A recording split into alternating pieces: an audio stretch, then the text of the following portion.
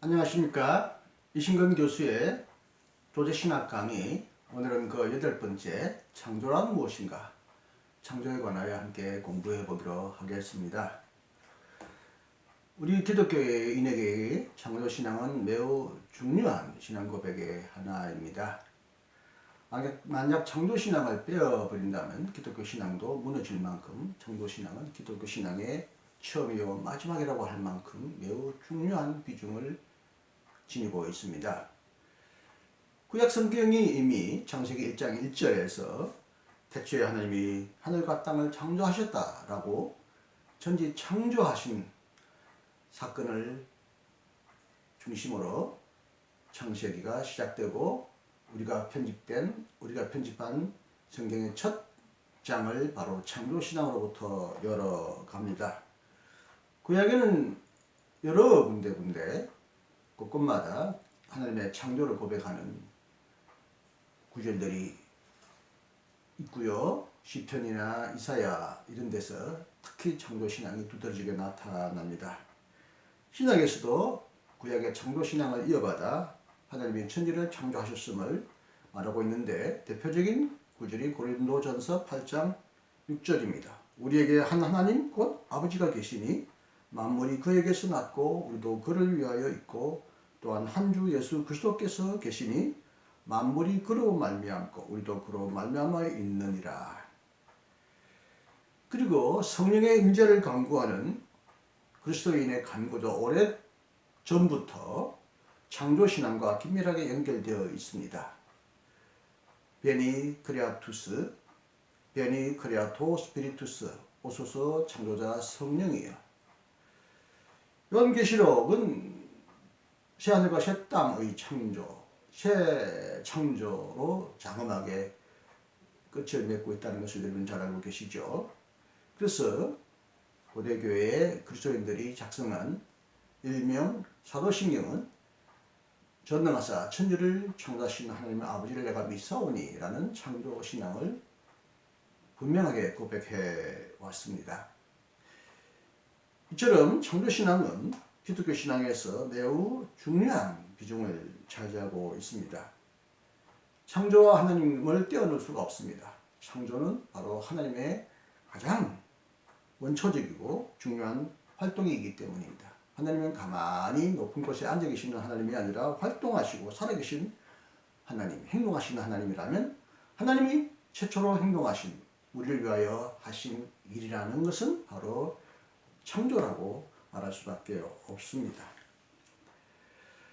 그러나 이런 창조신앙이 기독교 역사에서 항상 굳건하게 견고하게 유지된 것은 아닙니다. 창조신앙은 여러 군데에서 계속 도전을 받았고 그래서 그리스도인들은 창조신앙을 부인하거나 왜곡하는 수많은 교리들과 이론들과 싸워야 했습니다. 기독교 역사에서 창조론과 대적한 혹은 창조론과 논쟁한 수많은 이론들이 나왔지만 가장 크게 말하는 세 가지가 있습니다. 고대교회는요, 하나님의 창조를 부인하고 기독교 신앙을 가장 강력하게 위협하는 영지주의라는 그런 혼합주의적인 종교 현상이 있었는데요. 이 혼합주의적인 영지주의는 기독교의 창조신앙을 가장 강력하게 예리하게 위협했습니다. 영지주의의 이론은 근본적으로 이원론적인 세계관에 기초해 있습니다. 영지주의에 따르면 구약 성서의 하나님은 곧 데미우르 고스라고 하는데 이를 악한 세계의 창조주라고 생각하고 이 창조주 하나님을 저급한 악신으로 분류했습니다. 구원자 예수가 물질적인 세계 안으로 들어온 것도 이 물질 세계 안에 갇혀있는 인간의 영혼을 해방하기 위하여 하늘로부터 내려온 것입니다. 그러므로 물질 세계에 갇힌 인간을 구원하기 위하여 이 땅에 내려온 예수도 악한 육신을 취할 수 없었기 때문에 그럴듯하게 외형적인 모습으로만 인간의 모습을 띠고 나타났을 뿐 진정한 인간으로 오지 않았습니다. 이걸 일반적으로 가현론, 예수님은 진짜 인간으로 육신을 입고 오신 것이 아니라 가짜로 현현해 나타났다. 가짜로 나타났다. 가현론이라고 부르죠. 이처럼 창조와 육신의 가치를 깎아내리는 영지주의의 잘못된 가르침에 맞서 고대 그리스도인들은 천지를 창조하신 하나님과 인간의 몸을 입고 태어난 예수 그리스도를 분명하게 고백했습니다. 사도신경이 전능하사 천지를 창조하신 하나님을 내가 믿사오니 하는 이 구절들도 분명히 영지주의의 이런 창조를 폄하하고 창조주 하나님을 악신으로 생각하는 영지주의와의 분명한 대결을 암시하고 있고요. 요한복음에도 흔히 영지주의의 영향을 받았다고 오해를 받고 있는 요한복음의 문서 첫 장도 하나님이 천지를 창조하셨고 또 하나님께서 자신이 창조하신 이 세계 안으로 육신을 입고 들어오셨다. 그렇게 말함으로써 하나님이 이 세계를 창조하셨고 창조를 긍정하셨고 창조를 악하거나 더럽게 보이지 않았다는 선한 창조에 대한 고백을 요한도 분명히 우리에게 전승해주고 있습니다. 그리고 이제 근대에 이르러서는 천동설과 지동설의 대결 속에서 지동설이 점점점 발견되면서 전통적으로 믿어온 천동설을 위협했는데, 물론 지동설과 천동설은 창조 여부를 둘러싼 논쟁은 아니지만 하나님이 천지를 창조하실 때 지구를 중심으로 모든 행성을 배치하고 태양도 지구 주위를 돈다고 말하는 이런 천동설을 성경을 근거로 많은 사람들이 믿어왔기 때문에 갈릴레오를 비롯한 많은 사람들이 지동설을 주장하기 시작하자 이들을 심히 비난하고 협박하고 심지어 지동설을 주장한, 꼭 그 이유 때문만은 아니지만 지동설을 주장한 브루노라는 사람은 화형까지 당하게 되었습니다. 갈릴레오는 파문당하고 화형당할까 두려워서 재판정 앞에서는 나는 지구가 태양을 돈다고 말하지 않습니다. 태양이 지구를 돕니다. 라고 말함으로써 천동설을 지지하고 지동설을 부인한 것처럼 그렇게 보도되어 있죠. 그가 교회당 앞에 나오면서 그래도 지구는 돈다 라는 말을 했다는 유명한 이야기가 전해 내려오죠. 가톨릭 교회는 200여 년 동안이나 유능한 천문학자들이 받아들여온 지동설을 반대했고, 개신교 신학자들도 가톨릭 신학자들 못지않게 지동설을 열렬히 반박했습니다. 그들은 성경을 하나의 문자적으로 과학적인 책으로 읽어서 특히 그 시편 93편 1절 이런 것들을 근거로, 그리고 여호수아가 태양아 멈춰라 하면서 태양을 정지시켰다는 사건을 근거로 루터와 깔뱅도 멜랑히톤도 지동설을 이단으로 비난했습니다. 이런 과학과 기독교 신앙 사이에서 이루어졌던 이런 갈등 때문에 결국 기독교의 창조신앙도 폄하되고 비난받고 배격되는 그런 부작용을 낳게 되었다는 것을 우리가 기억하고 있습니다. 현대에 와서는 여러분이 잘 아시다시피 진화론이 기독교의 창조론을 위협하는 강력한 도구로 의심받아왔고, 그래서 오늘날 많은 보수적인 신학자들은, 보수적인 그리스도인들도 진화론을 열렬히 배격합니다. 제가 여기서 진화론과 창조론 이렇게 대결시킨 것이 아닌 것은, 진화론은 초창기에 기독교인에 의하여 비판받고 배격받아왔지만 현대에 이르는 많은 사람들이 진화론을 기독교 창조론 안으로 수용해서 이른바 유실론적 진화론이나 점진적 창조론 이런 형태로 진화론과 창조론의 조화를 시도하는 이론이 많이 나오기 때문에 이제는 창조론과 진화론이 서로 대적하거나 서로 싸워야 되는 원수만은 아닙니다. 물론 진화론이 무신론의 도구로 진화론을 들고 나올 때 이 진화론은 기독교인이 분명히 반대하고 배격했지만, 하나님을 인정하는, 하나님의 창조 활동을 인정하는 그 바탕 위에 진화론을 적극 수용하려는 많은 이론들이 오늘날 광범위하게 기독교인들 가운데 퍼져나가고 있고요.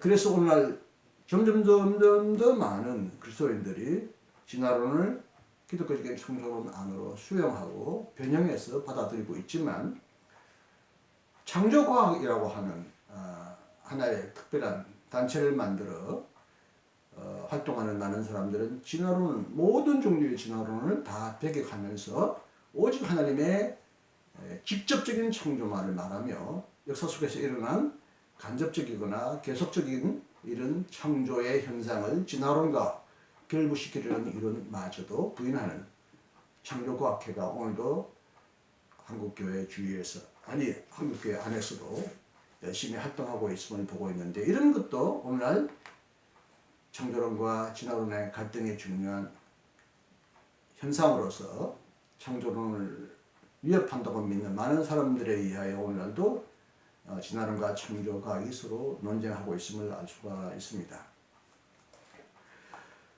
그러나 우리 그리스도인들은 어떤 형태의 창조론을 받아들이든 가장 중요한 것은 창조의 과정, 창조의 방법이라기보다는 왜 하나님은 천지를 창조하셨느냐, 무슨 목적으로 천지를 창조하셨느냐, 창조의 내적인 원리, 내적인 본질이 뭐냐에 대하여 더 깊이 탐구해 왔습니다. 사람들은 지금까지 창조의 내용을 세 가지로 설명해 왔는데, 첫째가 하나님을 위하여 창조되었다는 거죠. 히브리서 2장 10절에 하나님으로 말미암아 생겨난 모든 만물은 하나님을 위하여 존재한다고 말을 합니다. 하나님의 창조의 내적인 의미와 동기가 하나님의 영광을 드러내는 데 있다는 거죠. 물론 하나님께서 영광을 받으려고, 예배를 받으려고 천지를 창조하신 것은 아닙니다. 하나님은 천지를 창조하시고 모든 만물에게 축복하시고 번성하라고 그렇게 축복하셨는데, 그럼에도 불구하고 창조의 내적인 동기는 하나님의 영광이 드러나게 하고, 하나님의 그래서 모든 피조물이 하나님의 영광을 드러내기 위하여 하나님은 천지를 창조했다고 말하는 사람들이 있는데, 그 가장 분명한 대표자는 칼빈이라고 흔히 이제 오래도록 발언해 왔습니다만, 칼뱅 혹은 깔뱅 이렇게 프랑스에서 활동했고 프랑스 출신이기 때문에 칼뱅이라고 표현하는 것이, 부르는 것이 더 자연스럽게 보입니다. 칼뱅은 누구보다도 더 열렬히 하나님의 영광을 강조했던 신학자였죠. 그는 모든 만물이 하나님께서 모든 만물을 인간의 유익과 구원을 위해 창조했다고 말했습니다. 그러나 이와 동시에 하나님의 권능과 은혜를 우리 자신과 우리에게 주신 은사를 통해 우리가 느끼도록 노력해야 하고, 그래서 하나님을 신뢰하고 하나님에게 기도하고 하나님을 찬양하고 하나님을 사랑하도록 노력해야 한다고 칼뱅은 말합니다. 근데 이로써 에릭슨이라는 신학자도 창조를 하나님의 뜻을 실행함으로써 하나님을 영화롭게 하기 위한 것이라고 말합니다. 생명이 없는 창조물은 하나님에게 영광을 돌리고 생명이 있는 피조물은 자신들을 향한 하나님의 계획에 복종한다. 오직 사람만이 의식적으로 자발적으로 하나님에게 복종할 수 있고, 이렇게 하여 하나님에게 가장 완전하게 영광을 돌린다라고 말을 했습니다. 그리고 창조를 그리스도 중심적으로 이해하는 신학자들이 있습니다. 골로새서 1장 16절에서 17절 말씀, 만물이 그에게서 창조되되 하늘과 땅에서 보이는 것들과 보이지 않는 것들과 혹은 왕권들이나 주권들이나 통치자들이나 권세들이나 만물이 다 그로 말미암고 그를 위하여 창조되었고, 또한 그가 만물보다 먼저 계시고 만물이 그 안에 함께 쓰느니라. 이때 여기서 그를 위하여, 그 안에 이런 말은 그리스도를 말합니다. 만물이 그리스도 안에서 그리스도를 통하여 그리스도를 위하여 창조되었다고 하는 고백입니다. 이 말씀에 근거하여 칼 바르트는 창조의 의미와 본질, 창조의 목표와 목적을 예수 그리스도 안에서 발견했습니다. 바르트에 따르면 피조물은 스스로 자신을 창조하지 않았고 자신의 존재를 스스로 주지 않았습니다. 피조물이 존재하는 것은 바로 창조주 하나님의 은혜 덕분입니다. 그러므로 피조물은 자기 자신을 위해서도 존재하지 않습니다. 피조물은 그 자체로서 자신의 근거와 시작이 아닌 것처럼 피조물은 자신의 목표와 목적도 아닙니다. 창조의 내적인 의미, 창조의 내적인 본질은 바로 그리스도에게 있습니다. 창조는 하나님의 자유로운 사랑의 의지와 계약의 실현인데, 창조는 계약의 외적인 근거와 계약은 계약 근거이고, 계약은 창조의 내적인 근거인데, 하나님과 인간 사이에 맺어진 이 계약의 원래적인 근거와 의미, 이 계약의 계시와 완성은 예수 그리스도라고 바르트는 주장했습니다.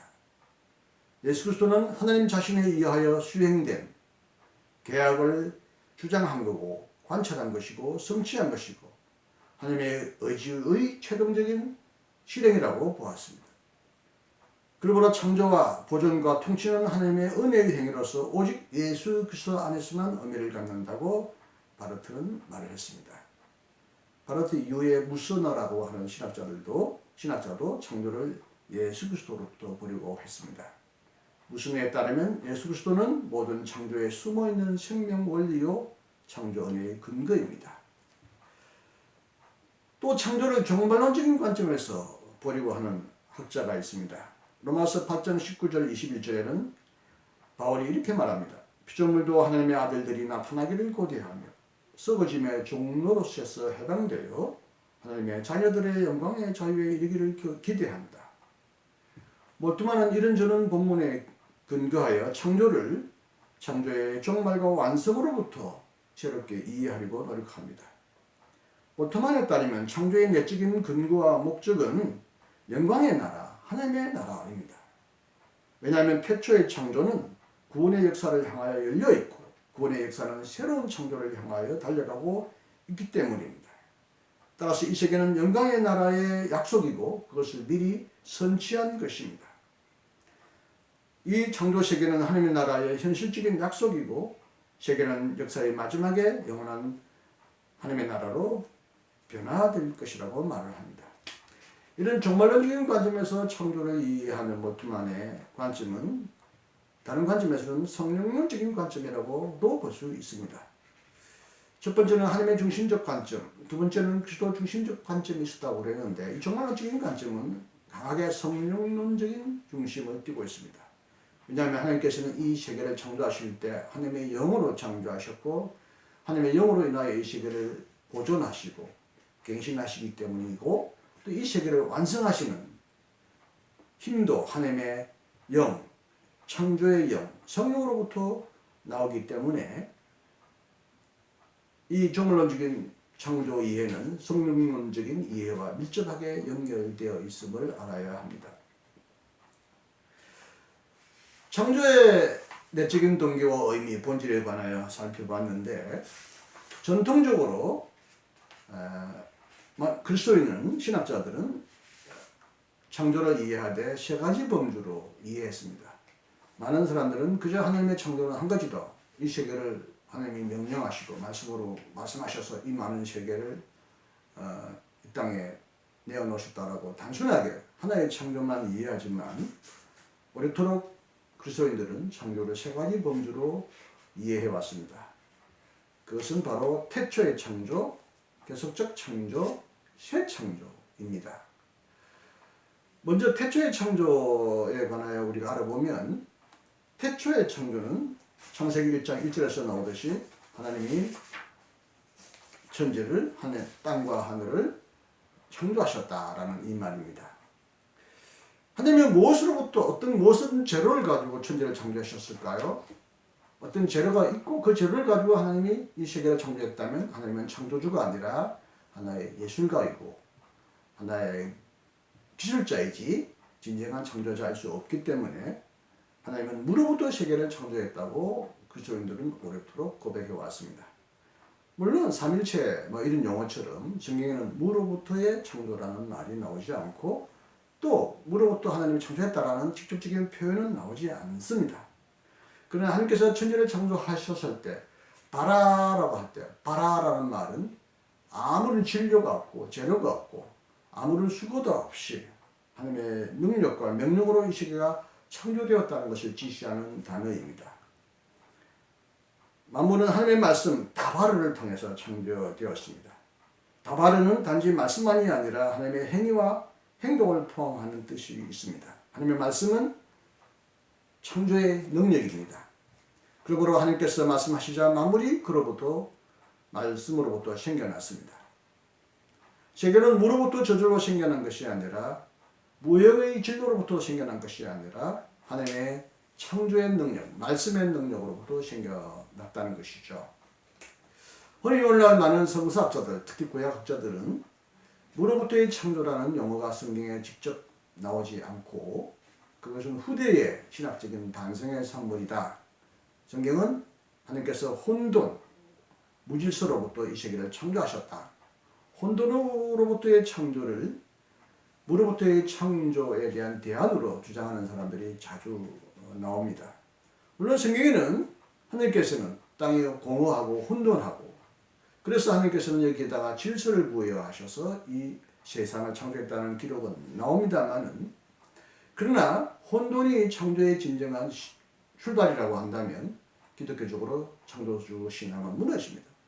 하나님이 창조하기 전에 뭔가 혼돈이라는 진료가 있었고 혼돈이라는 어떤 세력이 있었고 그 혼돈을 기초로 혼돈으로부터 이 세계를 창조했다면 하나님은 진정한 창조자가 아닌 거죠. 그것은 어떻게 보면 이율론적인 세계관의 반영입니다. 하나님과 혼돈의 세력, 악마의 세력이 공존했고 하나님은 이 혼돈의 세력으로부터 이 세계를 창조했다는 거죠.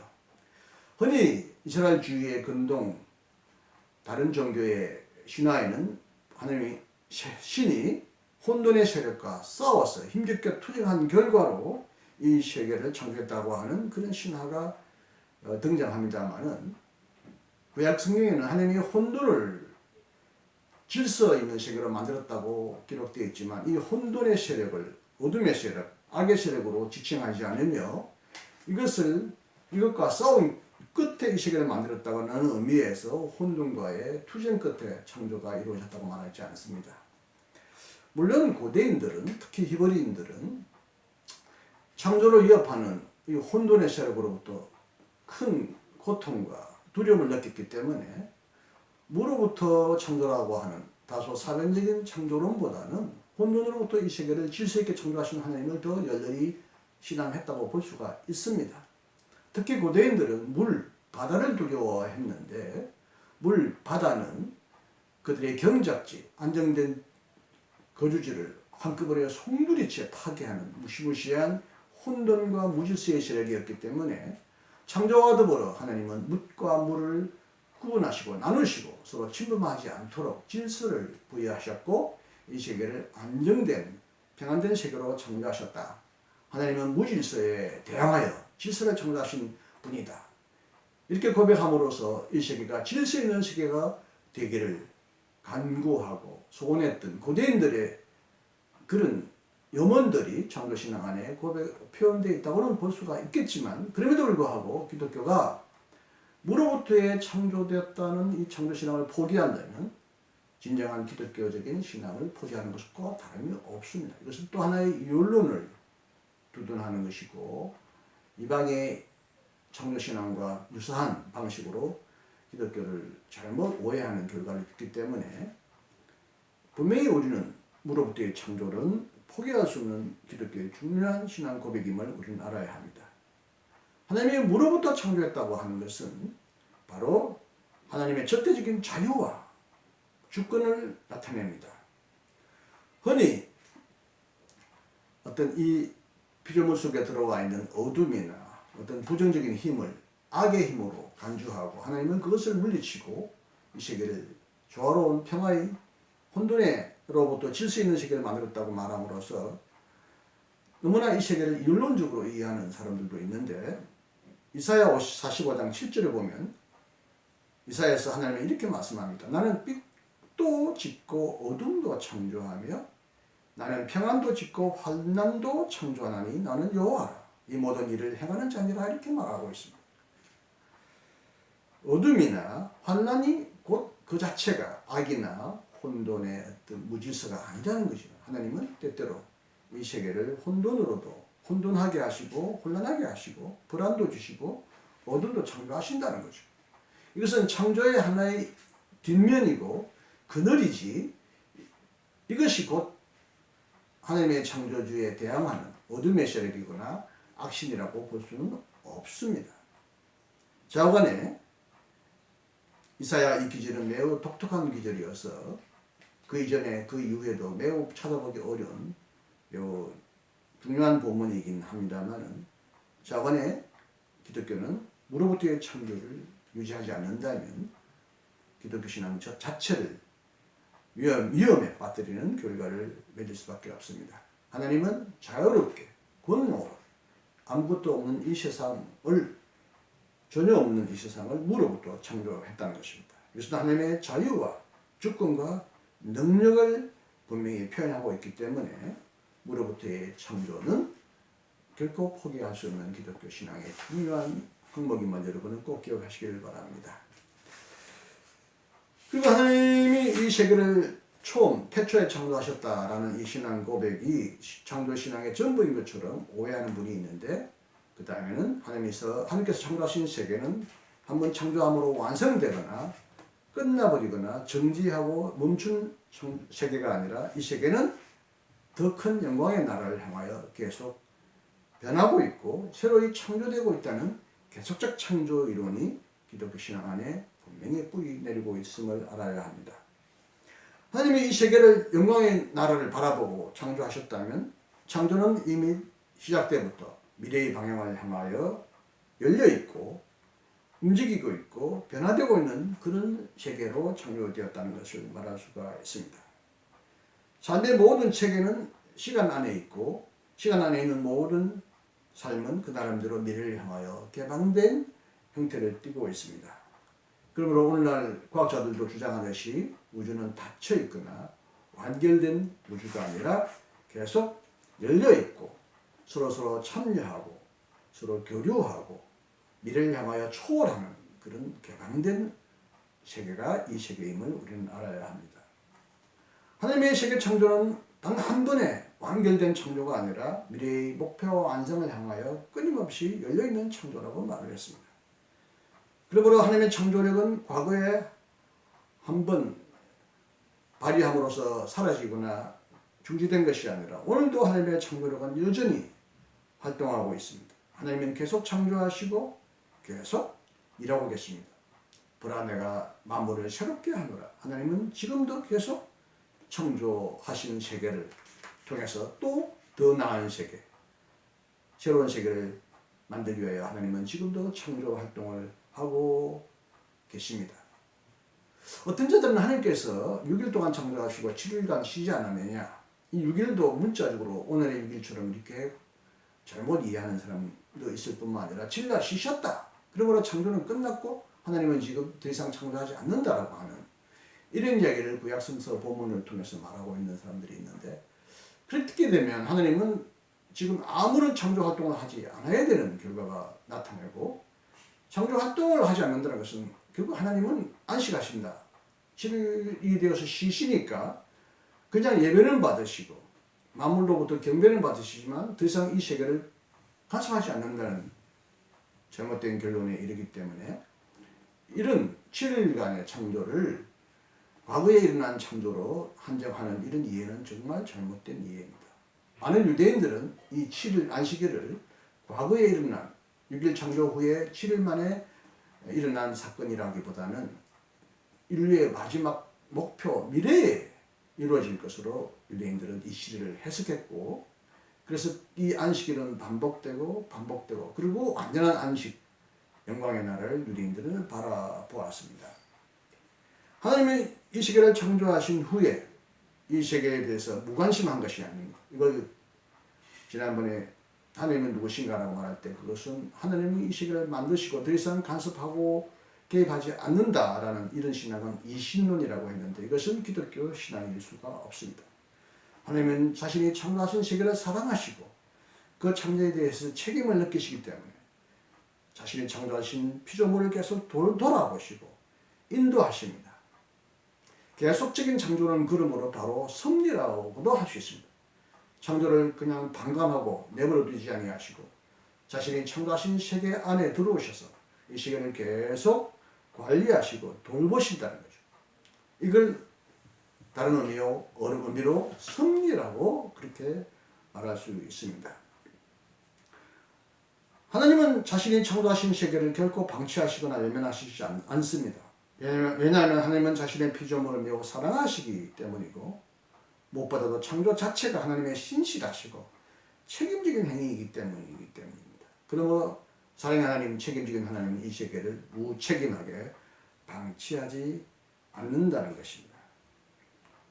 이런 계속적인 창조를 신앙적으로 우리는 섭리라고 말했는데, 섭리의 어원은 창세기 22장 8절과 14절에 로 소급될 수 있습니다. 아브라함은 하나님의 명령에 따라 이삭을 제물로 바치려고 했는데 나중에는 이삭을 제물로 바치려고 하니까 아브라함의 이 행동을 멈추게 하시고 다른 양을 준비해 놓으셨다고 말을 함으로써 아브라함의 신앙을 시험하는 그런 장면을 우리가 잘 알고 있는데, 여기에 하나님께서는 양을 이미 준비하고 계셨습니다. 비데오. 프로는 미리